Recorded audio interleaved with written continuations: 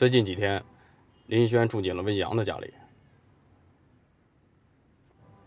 他抢走过他的女友，还搞垮过他的公司，按理来说，应该是仇人才对啊。你看这好的跟一家人似的。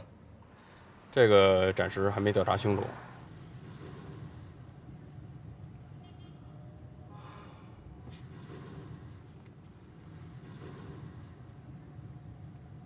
赶紧去查，必须查个水落石出。